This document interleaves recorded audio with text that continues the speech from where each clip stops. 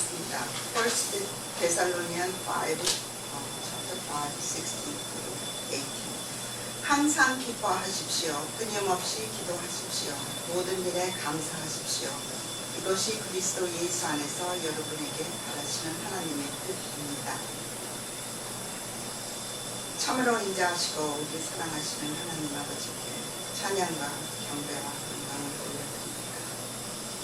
성스러운 주님의 날에 우리의 발걸음을 주님의 성전으로 인도하여 주시고 우리에게 필요한 모든 것들을 공급하여 주시면 감사드립니다. 저희들이 삶 안에 오셔서 저희의 주인이 되셔서 이끌어 주시옵소서. 지난 한 주 주님의 말씀대로 살지 않았던 부분이 있었구나. 주님의 보혈로 저희 죄를 용서해 주시옵소서. 어려운 환경 속에서도 주님의 말씀을 전하시는 세계의 모든 전도사, 주님의 일에 동참하시는 한 사람 한 사람 다 기억하여 주시고 그들의 안전과 그들이 필요한 모든 것들이 채워지기 바랍니다.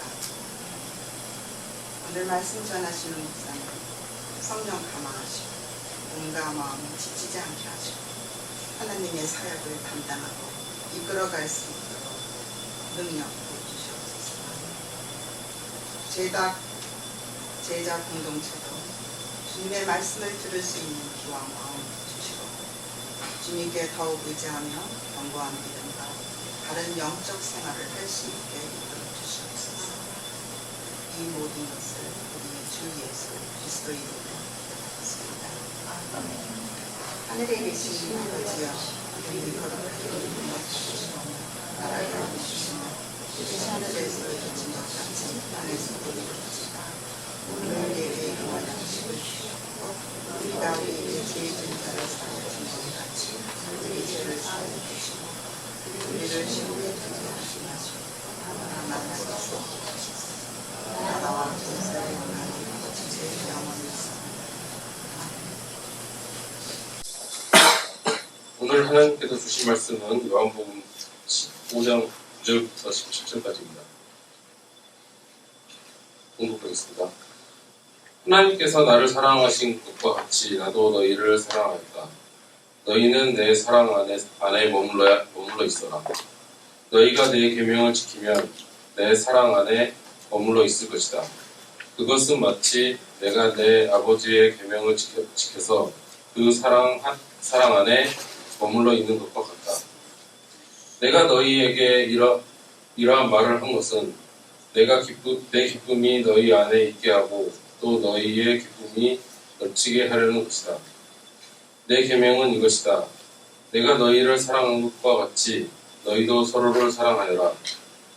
사람이 자기 친구를 위하여 자기 목숨을 내놓는 것보다 더 큰 사랑은 없다. 내가 너희에게 명한 것은 너희가 행하며 너희는 나의 친구이다. 이제부터 내가 너희를 종이라고 부르지 않겠다. 종은 그의 주인이 무엇을 하는지 알지 못한다. 나는 너희를 친구라고 불렀다. 내가 아버지에게서 들은 모든 것을 너희에게 알려주었기 때문이다. 너희가 나를 택한 것이 아니라 내가 너희를 택하여 세운 것이다.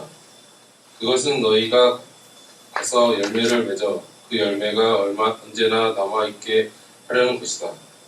그리하여 너희가 내 이름으로 아버지께 구한 것은 무엇이든지 다 받게 하려는 것이다. 내가 너희에게 명하는 것은 이것이다. 너희는 서로 사랑하여라. 이는 하나님의 말씀입니다. 하나님 감사합니다.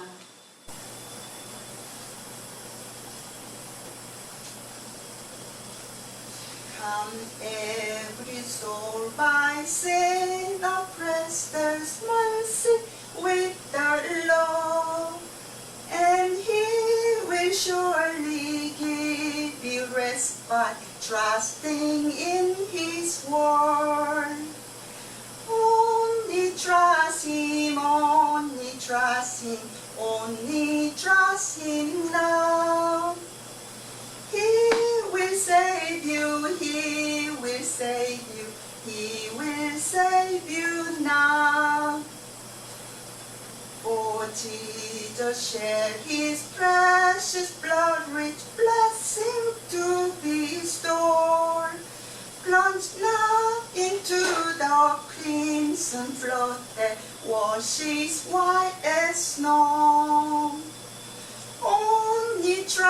Him, only trust Him, only trust Him now. He will save you, He will save you, He will save you now. Yes, Jesus is the truth, the way that leads you into rest. Believe in Him without delay, and you are fully blessed. Only trust Him, only trust Him, only trust Him now. He will save you, He will save you, He will save you now.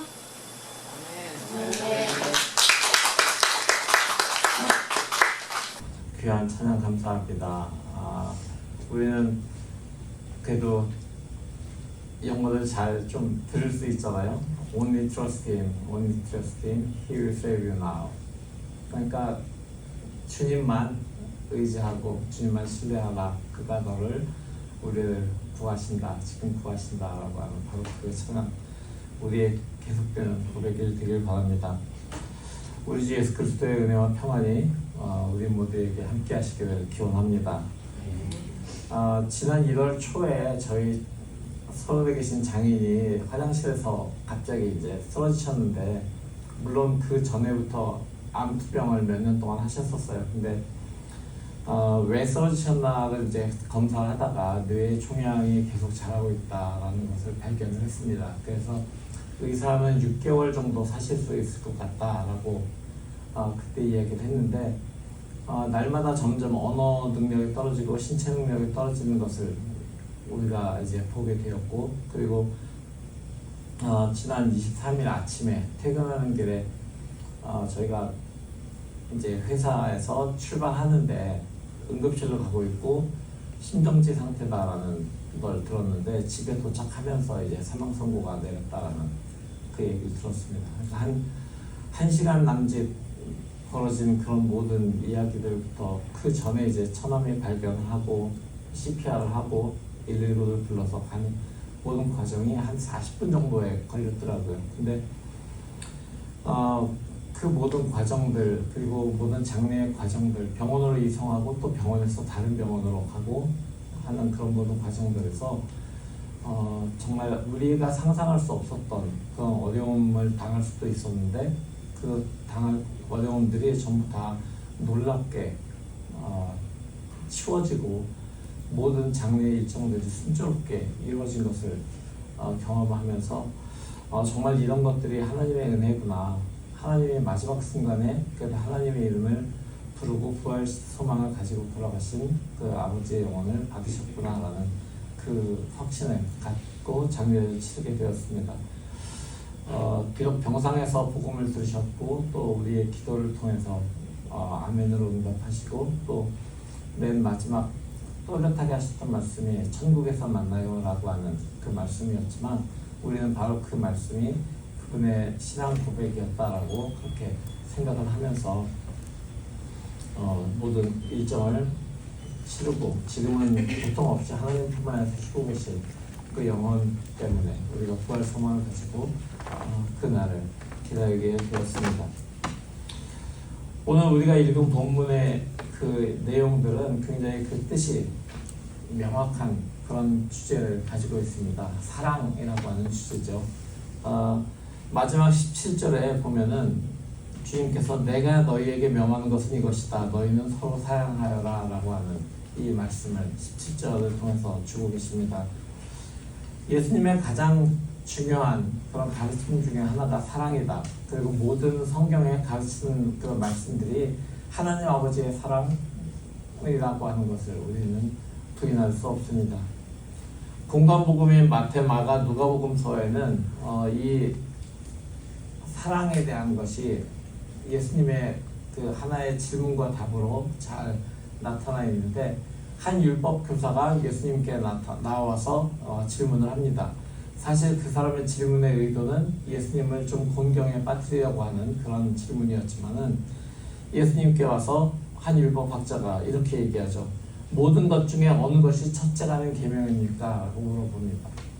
사실 모세가 받은 10계명만 해도 10가지가 있고, 그리고 그걸 가지고 유대인들이 계속해서 발전시킨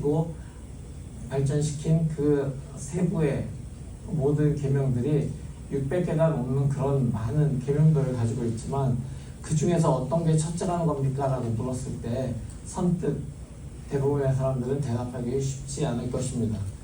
근데 예수께서는 신명기 6장에 있는 말씀을 인용하면서 이렇게 말씀하시죠. 첫째는 이것이다. 이스라엘아 들어라. 우리 하나님이신 주님은 오직 한 분이신 주님이시다. 내 마음을 다하고 내 목숨을 다하고 내 뜻을 다하고 내 힘을 다하여 너희 하나님이신 주님을 사랑하여라. 둘째는 이것이다. 내 이웃을 내 몸과 같이 사랑하여라. 이 계명보다 더 큰 계명은 없다. 바로 이 첫째 계명과 둘째 계명, 하나님을 사랑하고 이웃을 사랑하라고 하는 것이 예수님께서 꼽으신 가장 큰 계명에 해당하는 것입니다. 공관복음들은 요한복음과 똑같이 사랑을 하나님의 계명 또는 예수님의 계명이라고 이야기하고 있습니다. 근데 이 계명이라고 하는 표현이 사실은 좀 우리에게는 이상하게 들릴 수가 있어요. 사랑이 계명, 명령입니까? 사랑을 명령해서 되는 걸까요? 자, 그러면 이제 너는 이 사람을 사랑해라 라고 하는 게 명령으로 되는 걸까요? 우리가 생각하기에는 사랑이라고 하는 것이 그냥 이 머리와 가슴과 여기에서 일어나는 그런 작용의 하나로, 감정의 하나로 일어나는 거기 때문에 뭐 첫눈에 반했다 이런 거는 우리가 있을 수 있겠죠. 그리고 오랫동안 살아가면서 부부 간의 그 사랑이 더욱더 깊어지기도 하고, 어떤 때는 동지애라고도 얘기하죠. 동지애가 깊어지는 것이기도 하고 하지만, 그거를 굳이 계명이라고 해가지고 계명처럼 지켜야 된다라고 하는 것을 우리가 생각해 볼 때 사랑이 어떻게 계명이지 하는 생각은 할 수밖에 없습니다. 왜냐하면 사랑이 누구의 명령을 수행하는 것, 군인들이 명령을 수행하거나 회사에서 어떤 상사로부터 과업을 부여받아서 그것을 수행하는 것처럼 쉬운 일이 아니기 때문입니다. 우리도 뭐 형식적으로 사랑을 할 수는 있겠죠. 저 사람을 사랑해야지. 어떤 식으로 사랑할까? 뭐 그냥 먹을 거를 주거나 그 사람에게 도움을 주거나 아니면 정서적으로 좀 그 이야기를 들어주고 공감해 주거나 이런 것들이 우리가 보여주는 겉모습의 사랑일 수 있습니다. 하지만 우리가 살아가면서 사랑이라고 하는 것을 그렇게 하다 보면은 무언가 우리 자신에게 현실 자각이 오죠. 요즘 말로 현타라고 하는데 현실에 대한 그런 자각이 생기면서 이거 좀 위선적인 거 아니야? 라는 생각이 들 때가 있습니다. 사실 근데 약간 제가 경험에서 나오는 거로는 처음에는 좀 별로 사랑하는 마음이 없었지만은 계속해서 겉으로의 그 모습을 하다 보면은 내가 정말 사랑하고 있는 것처럼 느껴질 때도 있었어요. 근데 그렇게 지내다가 보면은 정말 사랑으로 그게 이어질 때도 있지만, 대부분의 경우에는 현실에 대한 그런 인식이 오면서 좀 위선 같다라는, 자신이 위선자 같다는 생각도 하게 되죠. 근데 왜 요한이 이 사랑을 예수님의 계명이라고 지금 얘기하고 있고 다른 복음서도 그렇게 이야기하고 있는 것일까요? 그 이유를 우리는 두 가지 정도로 설명해 볼 수가 있습니다. 하나는 본문의 그 전후를 읽어보면 우리가 알 수 있는 그런 맥락에서 오게 되는데, 이 말씀의 15장 1절 이하에, 요한복음 15장 1절 이하에 포도나무에 대한 설명을 배경으로 하고 있습니다. 예수님은 15장 1절에서 이렇게 말씀하세요. 나는 참 포도나무요 내 아버지는 농부이시다. 그러면서 이렇게 이어가십니다. 너희는 나를 떠나서는 아무것도 할 수 없다. 사도 요한은 요한복음과 그리고 자신의 서신서인 요한 1서, 2서, 3서를 통해서 그리스도인들이 하나님과 그리스도 안에 머무는 존재들이라고 하는 것을 계속해서 강조하고 있습니다. 그래서 빛 안에 거하고 너희가 내 안에 거하고 내 말이 너희 안에 거하고 계속 안에 거한다 하는 말을 반복하고 있죠. 그 이유는 아마 요한 공동체의 당시 1세기에 필요했던 것이 하나님 안에 머무는 것, 공동체 안에 사랑과 기쁨이 더해지는 것이 필요했기 때문에 요한이 이렇게 강조하고 있을지도 모르겠습니다. 요한 공동체는 사실 1세기에 우리가 알고 있는 것처럼 예수께서 십자가에 달려 돌아가시고 또 부활하시고 승천하신 이후에 유대인들로부터 계속되는 핍박을 받았습니다. 다른 그리스도인 공동체들과 마찬가지로 로마로부터의 핍박, 그리고 같은 동족이었던 유대인들로부터의 핍박을 계속해서 받고 있었습니다. 그렇기 때문에 그들에게 오는 핍박과 위험 속에서 또 예수 그리스도의 재림이 언제 오실지 우리가 알 수 없는 그런 계속되는 기다림 속에서 사람들의 마음에는 예수 그리스도로 인한 구원의 기쁨 또는 재림에 대한 소망들이 조금씩 꺼져가고 있었을 것 같습니다. 사실 기쁨이나 소망들이 조금씩 꺼져갈 때 우리 안에는 두려움이 자리 잡고 불안이 찾아오고 그리고 기쁨이 말라가게 되는 것입니다. 우리가 살아가면서 우리의 삶에 메마르고 있다라는 것을 알아챌 수 있는 것은 우리가 일상에 얼마나 감사하고 살아가는가라는 것을 보면 알 수 있습니다. 우리가 살아가면서 일상에 있는 모든 것들에 얼마나 감사하고 살아가고 있습니까? 일상에 우리에게 주어지는 새로운 날, 그리고 아침에 일어났을 때 우리가 숨 쉴 수 있다는 것, 내 몸을 내가 남의 도움 없이 스스로 일으켜서 움직이고 옷을 입고 음식을 해먹고 할 수 있다는 것, 또 우리가 지금 우리가 처한 환경에서 우리가 하고 싶은 것들을 하면서 살 수 있는 것, 이런 것들이 우리에게 감사로 다가오지 않는다면은 우리가 무엇인가 기쁨을 잃어버리고 있다라는 그런 표시가 되는 것이죠. 그 반대로 기쁨에 충만해 있을 때에는 남도 모르게 갑자기 흥얼흥얼대면서 콧노래 부르고 왔다 갔다 하는 경우, 또 몸이 가볍고 발걸음도 가벼운 그런 경우들을 우리가 경험할 수 있습니다. 그러나 지금 요한 공동체는 그리스도께서 명령하신 그 사랑의 계명이 필요할 정도로, 사랑하라 라고 하는 것이 명령으로 필요할 정도로 지금 좀 무엇인가 사랑이 필요한 그런 상태인 것 같습니다. 초기 기독교는 근본적으로 유대교에서 넘어온 사람들을 그 그리스도인으로 부르고 있습니다. 그렇기 때문에 유대교 전통에서 율법 또는 명령, 계명이 가지고 있는 그 중요성을 잘 알고 있는 사람들입니다. 그렇기 때문에 사도 요한은 사랑을 계명이라고 이야기하고 있는 것인지도 모르겠습니다. 곧 사랑이 하나님의 계명이고 예수님의 계명이라고 지금 이야기하고 있습니다. 그런 점에서 그들에게 가장 익숙한 방식으로 사랑을 표현하다 보니 사랑을 계명이다라고 이야기한 것입니다.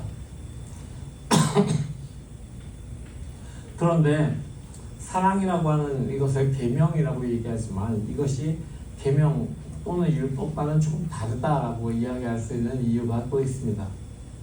율법 또는 계명이라고 하는 것은 우리가 무조건적으로 지켜야 될 어떤 규범 같은 것들, 법을 이야기하는 것이죠. 가장 대표적인 십계명만 해도 그렇습니다. 유대인들이면 십계명은 무조건 지켜야 되는 그런 목숨 걸고 지켜야 되는 계명들이죠. 그리고 또 다른 계명들도 십계명으로 인해서 파생된 자잘한 계명들 역시 그들은 지켜야 됩니다. 그렇지 않으면 그들은 거룩하지 않다고 주변에서 비난을 받거나 손가락질을 받게 되기 때문입니다.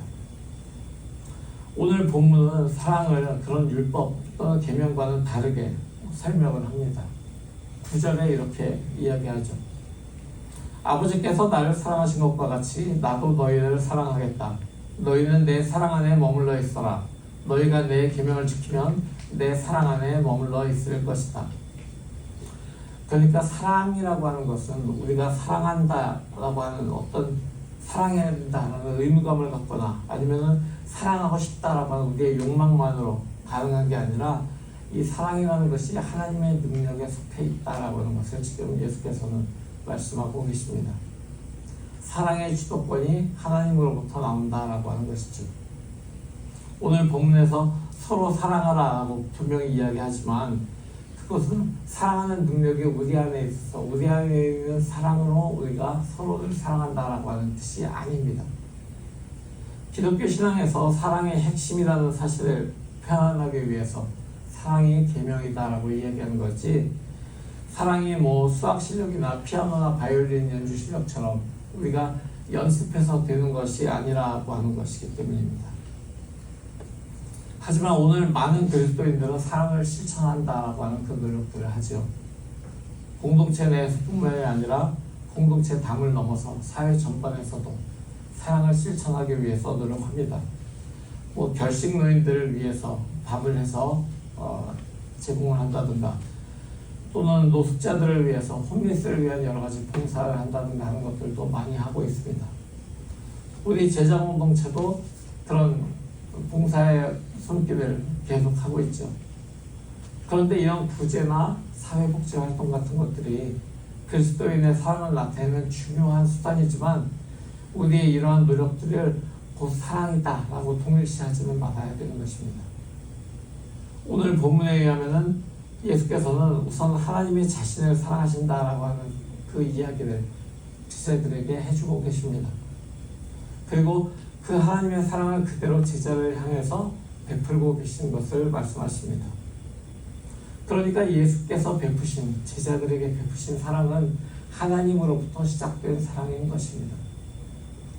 그래서 예수께서는 너희는 내 사랑 안에 머물러 있어라 라고 말씀하셨는데, 그것은 결국은 하나님 아버지의 사랑 안에 머물러 있어라 라고 하는 말씀과도 같다라고 얘기하는 것입니다.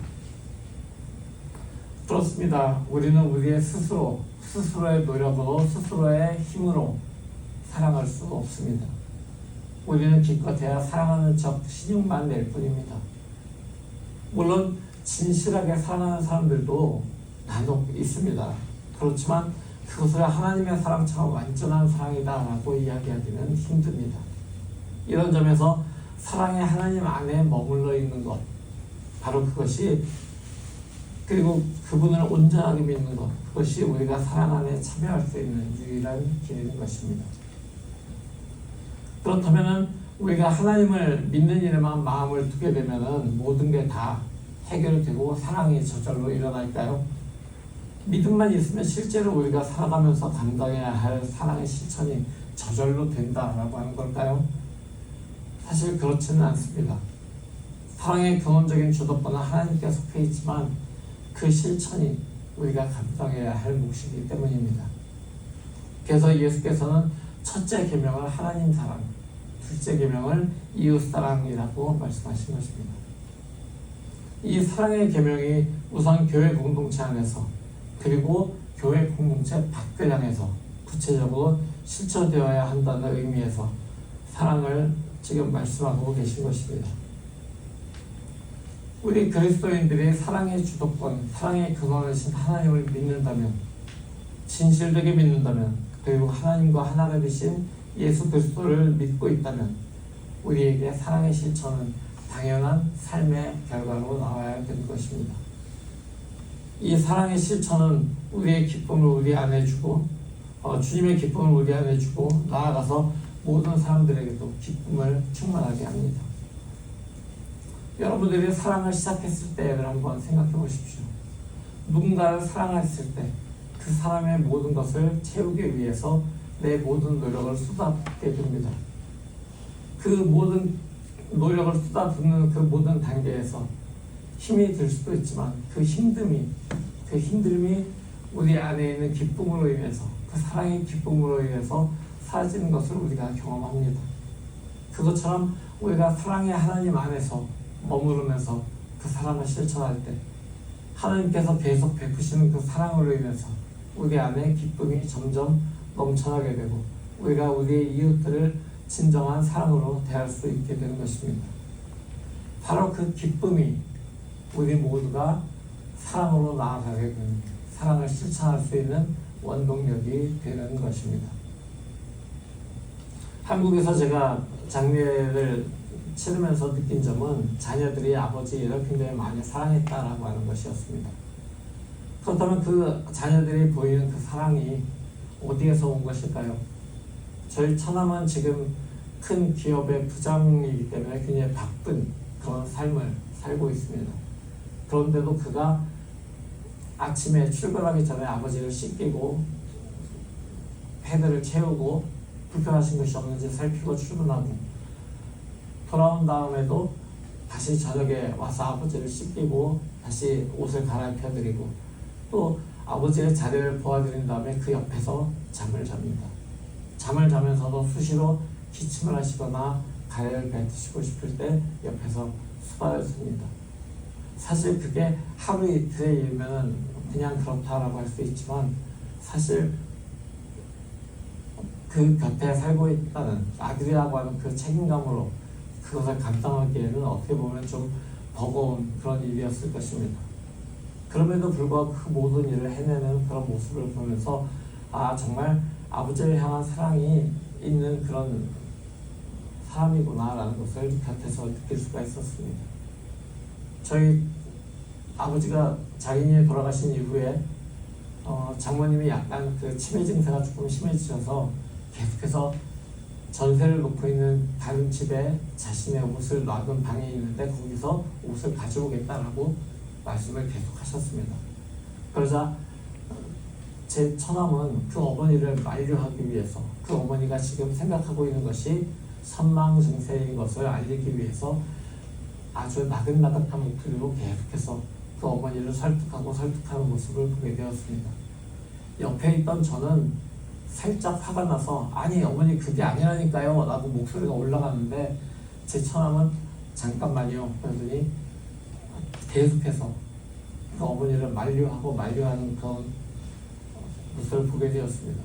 그러면서 제가 느낀 것이 아 이 친구는 정말 웬만한 목사 100명 갖다 놓은 것보다 훨씬 더 낫구나라는 그런 생각을 하게 되었습니다. 그런 것들이 성품에서 나오는 것도 있지만 사실 사랑에서 나오는 그런 것이 가장 좋은 그 처남의 그 행동을 표현하는 것이라고 생각을 했습니다. 자식들과 부모들이 서로에게 보이는 사랑, 그러나 그 사랑이 굉장히 깊고 놀랍고 우리를 감동시키지만 우리에게 보여주시는 하나님 아버지의 사랑, 그 사랑에 비하면 아직도 완전하다고 얘기할 수는 없는 사랑입니다. 왜냐하면 하나님께서는 자신의 아들을, 죄 없는 자신의 아들을 죄 많은 우리를 살리기 위해서 내어주셨기 때문입니다. 아니 하나님 당신이 스스로가 죄 많은 우리를 구원하기 위해서 이 땅에 오셨고 십자가에 달려 돌아가셨기 때문입니다. 오늘 요한복음을 통해서 우리는 하나님 아버지의 사랑에 대해서 다시 한번 생각해보는 기회가 되었습니다. 사랑의 계명이라고 이야기합니다. 그 사랑이 우리에게 나타나신 예수 그리스도를 통해서 우리에게 전해졌고 우리는 그 계명을, 그 사랑을 받은 사람들입니다. 이제 우리에게 나타내신 바로 그 사랑을 계명처럼 살아내는 것이 우리에게 주어진 과제입니다. 이 사랑의 사도로 열매 맺는 삶을 살도록 부르신 주님의 부르심, 바로 그 부르심이 저와 여러분 앞에, 우리 앞에 놓여 있습니다. 그래서 예수께서는 너희가 가서 열매를 맺기를 원한다라고 말씀하신 것이지 바로 사랑의 열매를 맺기를 원하는 것이란 말씀입니다. 이제 우리가 살아가는 삶 속에서 우리가 완벽한 사랑을 실행으로 옮길 능력이 우리 자신에게는 없지만 우리에게 그 사랑을 부어주시는 그 사랑의 근원이신 하나님 안에 우리가 머물 때, 하나님 안에 머무를 때 그 하나님의 사랑이 우리로 하여금 하나님의 사랑을 나타낼 수 있게 해줄 것입니다. 오래된 영화지만 닮아야 놀자라는 그런 영화에서 한 절에 이제 불량배들이 들어가서 그 절을 점령하고 살죠. 근데 그 점령하고 살던 그 불량배들에게 그 절의 주지 스님이 이렇게 얘기합니다. 여러 가지 요구를 하다가 깨진 항아리 하나 갖다 주면서 그 항아리에다 물을 채우면 그러면은 내가 너희들을 용납해 주겠다라고 이야기합니다. 그걸 가지고 그 절에 있는 많은 스님 그룹과 또 불량배 그룹이 서로 내기를 하는데 뚱뚱한 사람이 그 항아리 밑을 받친 상태에서 계속 물을 갖다 붓는 거예요. 근데 그렇게 해도 그 항아리가 채워지지 않았습니다. 그러다가 그 불량배 중에서 두목된 사람이 마지막에 시간이 얼마 남지 않았을 때 자기들의 항아리를 연못 속에 다 던져버리죠. 그래서 그 항아리에 물을 채우는 그런 일을 해냅니다. 바로 그런 것이죠. 비록 그것이 영화에서 나온 한 장면이지만 우리에게는 하나님의 사랑 안에 거하는 것이 깨어진 항아리 같은 우리에게 하나님의 사랑을 채우는 방법인 것입니다. 우리에게 하나님의 사랑을 계속 갖다 부어도 수방차 호스 같은 걸로다가 드립다 부어도 채워질 수 없습니다. 우리 안에서 물이 솟아나지도 않습니다. 우리가 하나님 안에 거할 때, 하나님의 사랑 안에 거할 때 우리는 그 사랑 안에 온전한 그런 존재로 살아갈 수 있게 되고 그 하나님의 사랑을 베풀 수 있는 그런 존재가 되는 것입니다. 이 사랑의 실천을 위해서, 사랑의 열매를 맺기 위해서 우리에게 필요한 것들을 우리는 예수 그리스도의 이름으로 부여해야 됩니다. 우리가 그 사랑의 열매를 맺기 위한 그 필요한 것들을 예수 그리스도의 이름으로 구할 때, 나 자신의 욕망을 위해서, 나 자신의 필요를 위해서 구하는 것이 아니라 사랑의 열매를 맺기 위해서 필요한 것들을 예수 그리스도의 이름으로 구할 때, 내 안에 기쁨이, 사랑으로 인한 기쁨이 점점 넘치기 위해서 필요한 것들을 예수 그리스도의 이름으로 구할 때, 바로 그때 하나님께서는 우리의 그 기도를 들어주실 것입니다. 주 예수 그리스도께서 우리에게 명령하십니다. 너희는 서로 사랑하여라. 이 명령에 순종하는 그런 우리 모두가 되기를 성부, 성자, 성령의 이름으로 축원합니다. 네. 오늘 이 말씀을 가지고 우리가 잠시 이렇게 묵상하면서 기도하기로 합니다. 주님, 우리에게 주어주신 주님의 그 사랑의 명령을, 사랑의 기명을 우리가 이제 다시 붙잡고 살아가겠습니다. 주님, 이 사랑을 우리의 힘이 아니라 하나님의 그 사랑으로, 사랑의 근원이신 하나님 안에 거하면서 실천해 나가는 우리가 될 수 있도록 주님, 우리의 발걸음을 주님 곁으로 이끄시고 주님의 사랑 안에 머무는 우리가 될 수 있도록 인도해 주십시오. 이렇게 기도하며 나가겠습니다. 다 같이 기도합니다.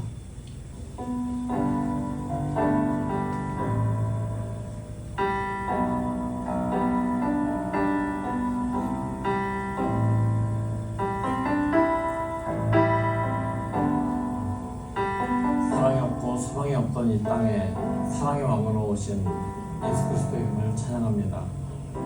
바로 자신의 아들을, 우리를 사랑하는 그 사랑 때문에 이 세상에 보내시고 십자가에 달려 죽기까지 내어주신 그 하나님 아버지의 사랑을 감사드립니다. 우리가 이제 그 사랑을 깨달았으니 그 하나님의 사랑 안에 거하기를 원합니다. 우리 자신의 힘과 노력으로, 능력으로 베푸는 사랑이 아니라 하나님의 그 사랑 안에, 사랑하신 하나님 앞에 나와서 그 하나님의 사랑 안에 거하는 우리의 삶이 되기를 원합니다. 하나님의 사랑 안에 거하는 우리가 하나님의 사랑을 흘려보낼 수 있는 그런 통로로 사용될 수 있도록 주님, 우리의 삶을 인도하시고 주장하여 주시옵소서. 우리의 삶이 사랑의 열매들을 맺어갈 때 우리 안에 기쁨을 더해 주시고, 또 우리가 그 사랑과 기쁨의 열매들을 이웃과 계속해서 나누어가는 그런 귀한 공동체가 될 수 있도록, 그런 그리스도인이 될 수 있도록 언제 어디서나 하나님의 사랑을 나누는 주님의 제자들 될 수 있도록 은혜 부어 주시옵소서. 우리에게 사랑을 주신 예수 그리스도의 이름으로 간절히 기도합니다. 아멘. 사랑하는 성도 여러분, 하나님 아버지의 사랑을 그 아들 예수 그리스도를 통해 보고 경험했으니 그 사랑 안에 머무십시오. 그 사랑의 실천을 통해 기쁨이 넘치고 열매 맺는 삶 살아가십시오. 아멘. 그 사랑 안에 머무르겠습니다. 우리 삶 속에서 사랑의 열매를 맺겠습니다. 주여 우리를 도우소서. 아멘. 이제는 우리 주 예수 그리스도의 무한하신 은혜와 아버지 하나님의 지극하신 사랑하심과 성령의 태주하시고 역사하심이 주님의 사랑을 실천하기로 결단한 모든 성도들 위해 영원토록 함께 하시기를 간절히 축원하옵나이다. 아멘. 아멘.